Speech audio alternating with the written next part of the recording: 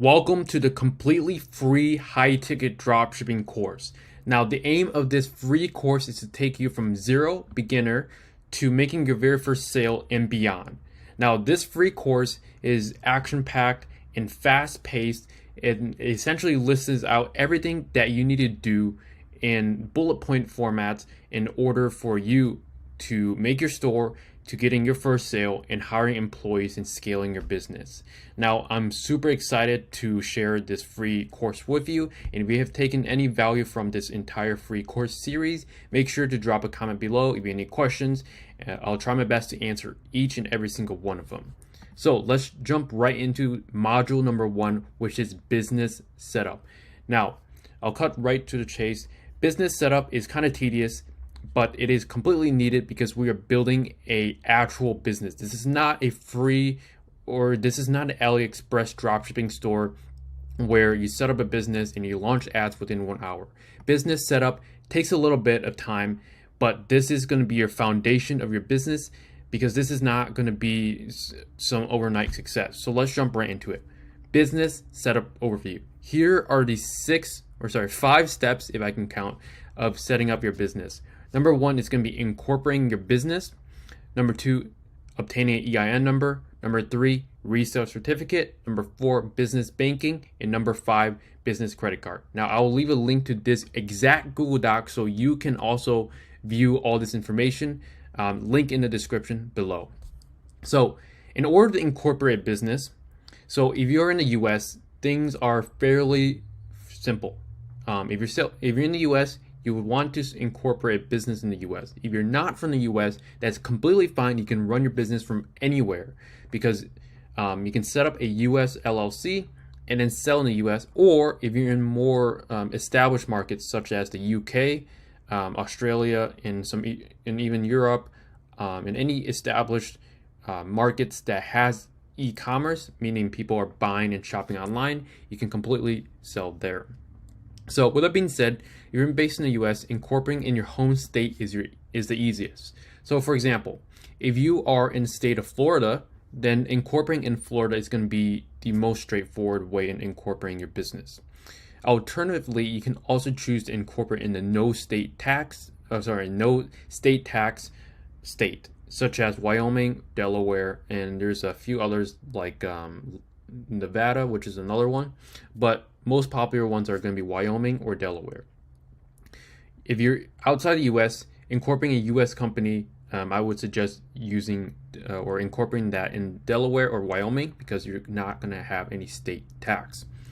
Now, service recommendations for this are going to be LegalZoom. They are not a sponsor, but LegalZoom is going to be a very easy way in order to set up your business. So in order to get set up with LegalZoom, what you need to do is go to business and then register your business. You want to pick an LLC. Now, I have what is called a corporation, and corporations have a benefit over an LLC, but they both give you the same legal protection. You do not want to start your business as a sole proprietorship, mainly because you do not have any legal protection. Now I can go and rant about LLC versus corporation, but basically corporations, you want to essentially form that once your business is doing $50K a year in net profit. Then it's worth switching to a corporation. But start with an LLC and click on Start My LLC. Now, there are a few options to choose with LegalZoom. I suggest either going for the Pro or Premium. Now, the Pro, it says you get hands-on guidance with experienced business attorney, which, for $50 more, you get an unlimited 30-minute attorney consultation, and first 30 days of subscription included. So I would probably go for Premium if you want to talk with an attorney. This is not legal advice, but what I did was actually just form my LLC from your state's website. You can also do that if you just Google form LLC in, for example, Delaware, and then there's definitely tons of resources out there to help you set up your LLC. Now, along with this, you also get an EIN if you choose to go with LegalZoom. It's just LegalZoom is an all-in-one platform to get you set up with your business, compared to doing it manually with the state in basically the government's website. The EIN can be obtained from the IRS website, or you can just pay like a service like LegalZoom and get that all done for you.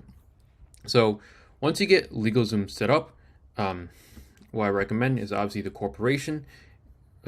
LLC. They're both considered corporations, but your legal entity is actually an LLC. What I have is S corporation, which is different. So obtaining your EIN number, you want to do this after you have formed your business. So if you're using LegalZoom and you're doing your LLC and you pick either the Pro or Premium package, you will get your EIN. So you do not have to worry about it if you go with LegalZoom. However, if you go with something else where you set up with your state, your EIN number is attainable from the IRS website. So if you just simply Google IRS EIN, and it should be this one right here, apply for an employer identification number. Now, you can apply for one anywhere from Monday to Friday, 7 a.m. to 10 p.m. Eastern time.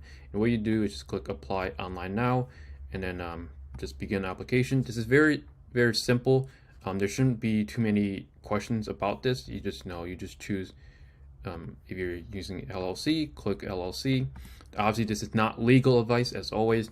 How many members? If it's just you, just choose one. Where you are incorporated. So, for example, you're incorporated in Delaware, choose Delaware. And I've done this plenty of times with other people. It's very, very simple. Started a new business. Continue, authenticate, put in your first name, last name. I'm one of the owner's members. So you are going to be the owner of your LLC, obviously. And then your address, details, confirmation. Once you get to a confirmation stage, what you want to do is make sure you save your EIN number somewhere secure. I recommend creating like a Google Drive so you can store all your business information in there if you are doing it on yourself without LegalZoom. If you're doing it LegalZoom, they're just going to give you all the information up front after they incorporate your business, and they're just going to organize all your files for you. So after you attain your EIN number, some other recommendations is you can either use the official IRS website, which is this right here, or you can use an EIN service from Fiverr. You can just search up EIN service on Fiverr, and then you should find plenty. But I would just recommend doing it yourself. It's not that hard at all. So your resale certificate. Now, the resale certificate is essentially a form that you present to your suppliers in order to not pay sales tax on the order. What you're doing is you are essentially telling your suppliers that you are buying the item at wholesale and reselling it at retail cost, and you should not be paying sales tax because you are not the end consumer. The end consumer is the person that should be paying sales tax. So in order to get a resale certificate, it depends on the state that you incorporate your business in. I have linked this tax jar article that goes over every single state and how to get a resale certificate there. Just follow the guide and you should be able to get your resale certificate. Some states, you don't even need to send in the form with your state. You just need to fill out the form and you're ready to go. So with that being said, I will make sure to grab the Google Docs, link in the description, and then you should be able to open this tax jar document to see how to get a resale certificate in every single state. So with that being said, your resale certificate is fairly straightforward. You just want to get that set up after you incorporate your business and then obtain your EIN number. This is in order. Please do not skip. It is purposely laid out this way so you can follow it step by step. It's laid out exactly how you should set up this business. So after you have gotten your resale certificate, next is going to be business banking and business credit cards. Now, if you're in the US, you can use banks like if you have a bank account at Chase, Bank of America, just open one there. Or you can also use an online bank if you really don't want to use these big banks that obviously these banks are good, but they require a minimum. Some are $1,500, some are maybe close to $2,000. Otherwise, they charge you a fee. If you don't want to deal with all that fees, I recommend Wise or Noble Bank. I have both, and if I were to recommend one, I would use Wise, simply because once you are hiring employees, you can pay them out of Wise, and it's very, very, very affordable. Nova Bank is also a US bank, but it's online. Their support is not the best, but if all you're doing is just banking, then it's completely fine. So either one of these are completely fine. If you're not from the US, obviously you would, if you're selling in the US, you would have your US LLC, and you should be able to apply for these just fine. So the other ones, so I would just use Wise if you're from another country, because it's just very simple and easy to use. Now, that being said, business credit cards. So business credit cards are excellent ways to actually add profit to your business, and I'm able to get anywhere from a couple $1,000s in free cash back with my business every single month, and that cash back is actually not taxable, so you can deposit into your personal account without paying taxes. One of my friends that I know that he doesn't do high ticket dropshipping, but I saw that he cashed out like nearly 100K worth of Amex points, and that is completely tax free. It's very good. But you also have to need to be spending that much on ads to get all those points. So some credit card recommendations are going to be the Amex Business Gold. So this is good for your ad spend, so advertising spend. This does come with a $295 annual fee, but once you are spending more than a couple $1,000s a month, then this easily pays for itself.